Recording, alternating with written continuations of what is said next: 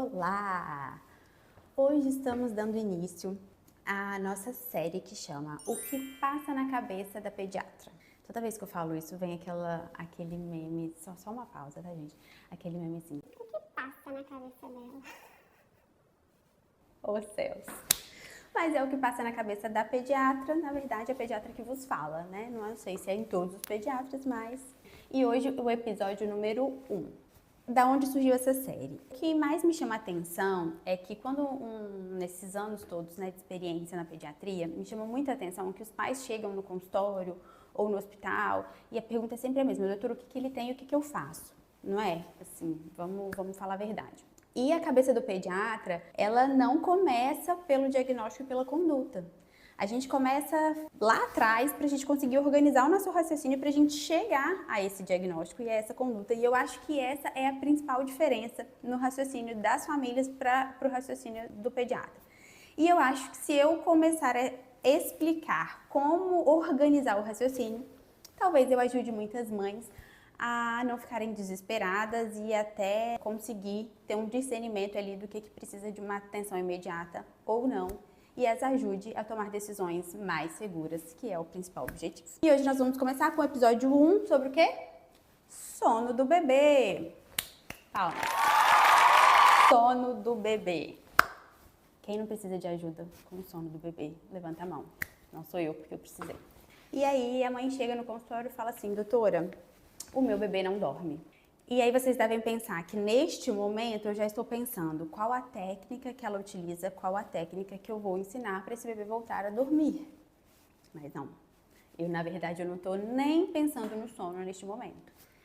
Primeira coisa que eu vou perguntar, que eu vou pensar, na verdade, né? E aí eu vou perguntar: esse bebê tem algum sinal de alerta, de alguma coisa que eu preciso intervir agora? Algum sinal de gravidade, alguma coisa que eu preciso de uma conduta, de uma ação imediata?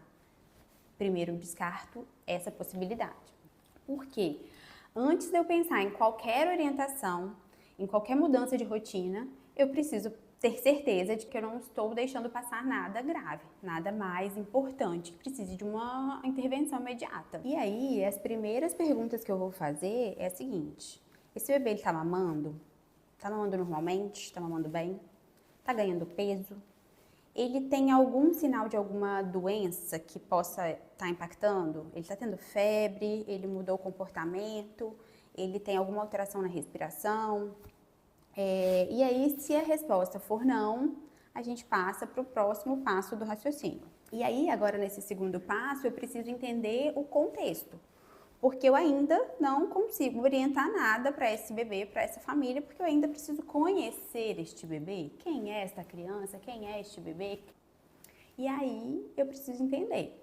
Então, qual a idade desse bebê? Quantos dias, meses este bebê tem?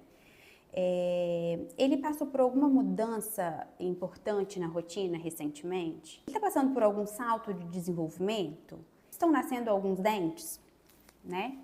Como são as sonecas? Como que é o padrão dele de soneca? Como que estão as sonecas dele ao longo do dia todo? Ele mama de madrugada? Isso começou agora ou sempre foi assim? Ou ele dormia bem e agora ele passou a não dormir? Eu ainda não dei nenhuma orientação. Eu ainda estou entendendo qual que é, quem é e qual o contexto dessa criança. Porque esse é um dos maiores erros que eu vejo acontecer. Muitas vezes a gente recebe assim de pais diferentes. Doutora, meu filho está acordando 5 vezes à noite. Um bebê acordar 5 vezes à noite pode ter diferentes respostas. Porque se sempre foi assim, é uma coisa. Ele nunca acordou, agora acorda 5 vezes. Ou ele acordava 10 vezes, agora ele acorda 5. Então, a gente precisa entender a realidade de cada bebê. Porque o sintoma pode ser o mesmo, a dificuldade pode ser a mesma. Mas dependendo das situações, as orientações vão ser completamente diferentes. E aí, só depois de entender tudo isso, é que eu vou saber qual que é a melhor orientação para aquela família. Para alguns pais, pode ser que eu vou apenas tranquilizá-los e dizer que aquele padrão de sono e de despertares é normal e adequado para aquela idade. Para outros pais, pode ser que eu precise ajustar algumas coisas na rotina do sono do bebê. Para outras famílias, pode ser que eu precise orientar aos hábitos de sono do bebê. E em outras situações, pode ser que eu precise realmente investigar situações de saúde, né? Alguma outra coisa que esteja impactando no sono daquela criança. E aí vocês conseguem entender que a orientação, a conduta, o tratamento nunca é o primeiro passo? Ele é a partir da construção desse raciocínio. E é exatamente assim que um pediatra pensa. Nós nunca começamos pensando o que fazer, o que eu vou fazer.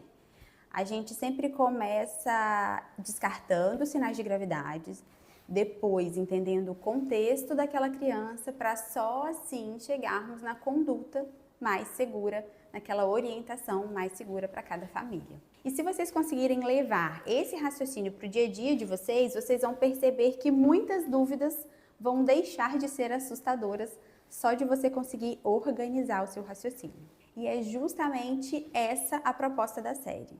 Mostrar como uma pediatra raciocina para que vocês consigam tomar decisões com mais segurança e tranquilidade no cuidado do seu filho. Mas então, galera, esse foi o vídeo. Espero... Brincadeira, quem é mãe vai entender. Se você não entendeu, ignora. É isso, nos vemos no próximo episódio. Beijos!